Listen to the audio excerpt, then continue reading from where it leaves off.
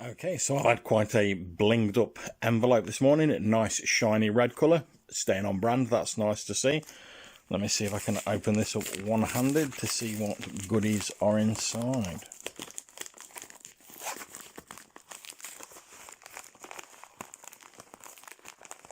As you can see, I'm not a master at opening envelopes one-handed.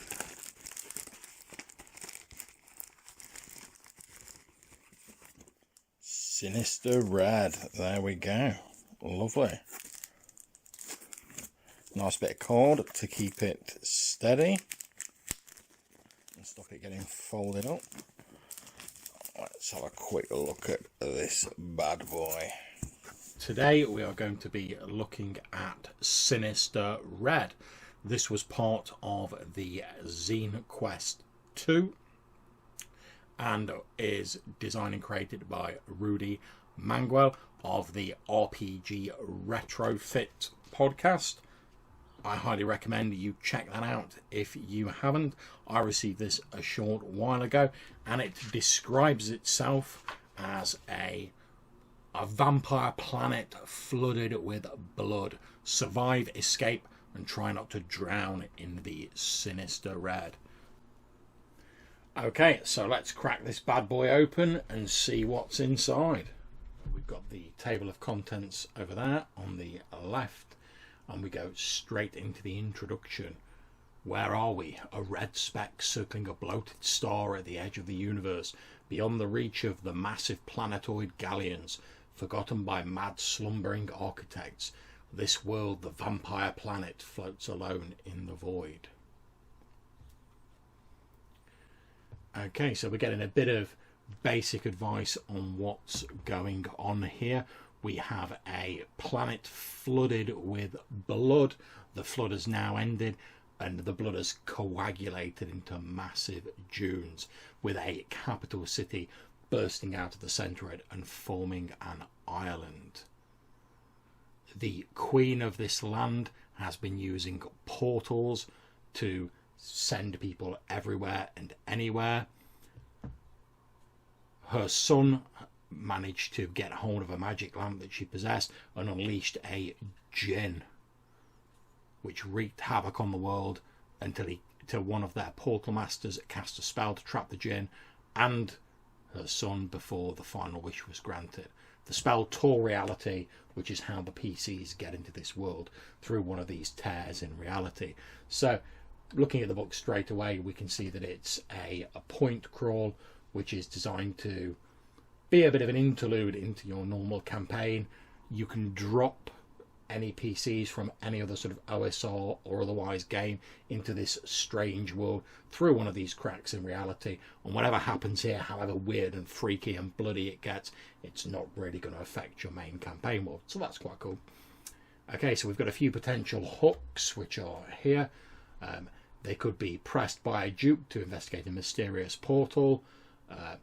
One of their patrons could use them as a go-between to deal in strange artifacts, or you could be moving in on vampires in a strange nest.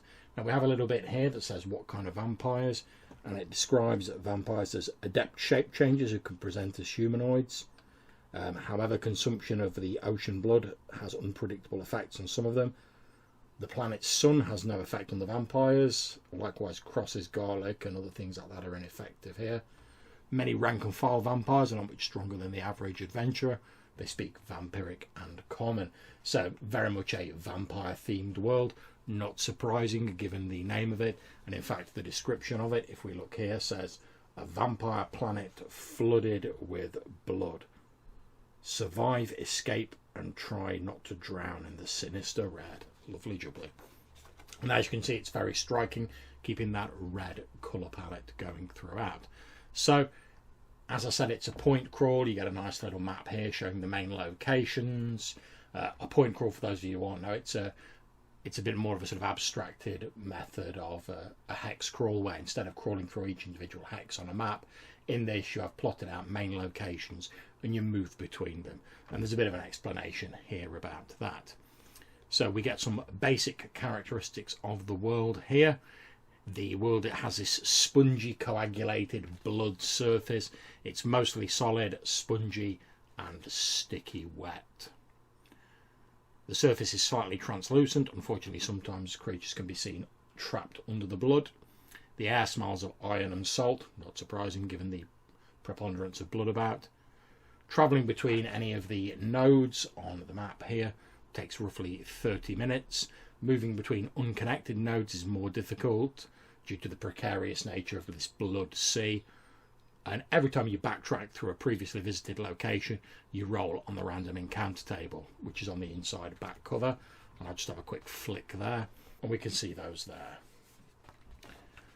Okay, so we have a brief sort of summary of the various different map locations on the point crawl there, showing their page numbers. That's a handy quick reference. And I'm not going to discuss all of the locations in detail, but I'm just going to quickly flip through them. So we have a nice piece of artwork here, keeping up that red theme going. Excellent. We have Portal Fall. The portal flashes and the world turns red. A flat crimson wasteland fills the southern horizon. To the north, an island is visible past a maze of unmoving waves. We have the lone stage, a stagecoach lying askew in the muck, a vampire feeding on a couple of the passengers. We have a white sker, a large white skerry breaching the viscous sea. Metallic birds circle a lone gnarled tree twisting up from the middle of the rock. And we've got some stats there for razor gulls and their toxic poop, and some magical items. We have the library, a shipwreck. A black sailing ship juts violently out from the base of a giant swell. Half of the hull is suspended in mid-air. The sound of vampiric sea shanties come from within the ship, and we get a nice little bit of artwork there. Some stats for the buccaneers, etc. We have the Black Cathedral, inhabited by vampires, unsurprisingly. The floating highway. The valley narrows between two hulking waves. Numerous half-submerged stagecoaches wallow in the slick red glaze. The surface here is wet and unstable, 2 in 6 chance of sinking. The Queen's Nursery. Immense egg sacs lay scattered across a smooth section of the sea. An opulent, gilded sled with a small egg sac strapped to its boot sits abandoned in the field. If any of these egg sacs are disturbed, a sac fiend hatches in 1d4 rounds. And these are strange, sort of partially randomly determined creatures that can burst out of these strange egg sacs. We have the Charnel Grove, again with some more monster stats. The Control Tower. This was apparently a portal control tower where portal masters open paths to the other world. Then we have Mirko's Menagerie, managed by 2 shape-change vampires who burrow down into the sea in search of escaped beasts to put in their sideshow. We have the Crimson Wave, a giant wave marking the focal point of a tidal catastrophe, frozen in the middle of a cataclysmic break. We have the island, once a centre of power in this world. The capital was uprooted by the Portal Master in order to save it from the Red Flood. Now an island, most of the capital is in ruins. The planet's portals have been fused into a massive tower where Yorga's frozen time in order to stop Prince Mirko from making his final wish. We then have some details of the lower island, or the little locations on there. And there's a couple of random tables for negotiating the ruined city. And that's everything from what sort of buildings you can find to the various encounters you can have across it, like running into city guards, being followed by hungry vampires, peddlers trying to like sell you stuff, that sort of thing. We then have some details of the Royal Palace, a grand castle, its hard edges fused with graceful spires. It's nestled amidst a snarl of ruin and blight. It's heavily guarded and patrolled. The Queen's Guard escorts groups of castaways into the castle before they're sent to the tower. And we get stats for the Queen's Guard and the Crystalline Gargoyle before we move on to get some descriptions of the Vampire Queen, whose form is ever shifting. Her presence is both unsettling and somehow soothing. The power of blood and life pulses off her in waves. We don't really get stats for her, which gives me the idea that she's probably not meant to be fought like a normal monster.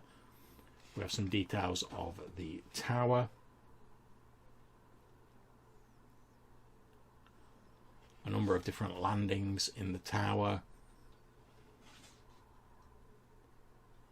And then, without getting into too much detail because I don't want to ruin it for you, we have some details of what happens if the players go in and they disturb the sort of temporal stasis, and whether, like, Prince Mirko can make his final wish, and how this whole situation can be resolved. Then finally we have a short sort of list of non-player characters with some very brief stats, names and a bit of a description, and a couple of encounter tables for the Blooded Sea and the island. And on the back of the zine we have a random D66 table, which is whenever you search a body, loot a chest, or search through the crimson goo, you can roll on this table. So, what do I think of Sinister Red? Well, first of all, before I get into that, let me tell you where it's available. You can get it on drive-through, PDF only. It's $5 US money.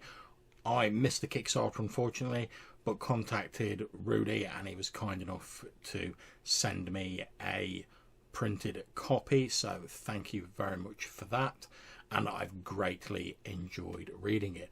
I think it's a really interesting mix of a sort of mini campaign setting with a clearly defined theme. Everything links back to blood and vampirism in some way, so if the sort of horror, sort of like gross factor isn't your bag, this might not be for you. If, however, you like that sort of stuff, you want to get into the slightly gonzo sort of world-breaking horror, then this might be for you. But I think it really sort of shows what you can do with setting an adventure as a point crawl. Effectively, you can just drop the players into this and let them do their thing. And because it uses the idea of like falling through cracks between worlds and portals and such like, which I'll admit is a bit of a tried and tested staple, it means you can quite easily slot it into any campaign world. Now, the stats in this book are for sort of OSR/D&D style systems, but the stats are fairly minimal anyway, so if you wanted, you could pretty much use this with most fantasy games. Certainly ones that have vampires in, but hell, even if they don't, just because vampires don't exist in your campaign world, they obviously exist in the world of Sinister Red. It's a very striking book. I like the fact that they keep the red colour palette going throughout, but never to the point where it gets sort of tiring on the eyes. It's this sort of muted sort of red colour rather than being sort of bright sort of neon, which I really like. And there's a lot of interesting sort of elements in there, some of which are determined randomly, which isn't everyone's bag, but I really like having some random tables in there. Gives it some replay value, means that not everything's sort of concretely nailed down from the get-go, and keeps it interesting for me as a GM when I'm running it. So I think if you wanted to use it as like maybe a full campaign setting, you'd have to expand on it a bit, because this is only a zine, and that's not to throw shade on it or anything, because I think it does what it does very well, but you have to appreciate that it's working within the limitations of the zine format. It's not a massive campaign book, so it gives you like a little bit of a flavour of this sort of campaign world, but the author has very wisely chose to like focus in with sort of laser-like intensity on a particular area and a particular sequence of events, that of the final wish and the djinn, and how you can stop that and use that to escape back to your home world. But because of the random stuff in here, and the fact that you're given a bit of a taster of like what the rest of this world was like and how it's been sort of destroyed and what remains of it now, I think any GM worth their salt, if they wanted to expand this, they certainly could. And I think it'd be as easy as adding extra nodes to the point crawl map, which is very nicely laid out, and it keeps it nice and simple for people who just want to drop this adventure into their campaign and run it. So if you're interested in running a game that's themed around blood or vampires, and it's probably something quite different to your normal sort of pseudo-fantasy D&D world, or you're just looking for a brief interlude that you want to drop into your existing campaign to maybe throw the players for a bit of a loop or give them something they can resolve, which by and large isn't going to affect the rest of your campaign world, unless you want it to, obviously. Maybe you want to have some vampires from Sinister Red escape into your campaign world. Who knows? But I definitely think you could do worse than giving this a look. And for $5, you're getting a really well put together little module with a small adventure in it, a mini campaign setting that's pretty much usable and customizable in any OSR game. So as far as I'm concerned, you can't really go far wrong with that. So I hope you've enjoyed this quick look through of Sinister Red. You can pick it up, as I say, on Drive-Thru RPG. I'll put a link in the description of this video. Until I see you next time, take care, stay safe, keep gaming.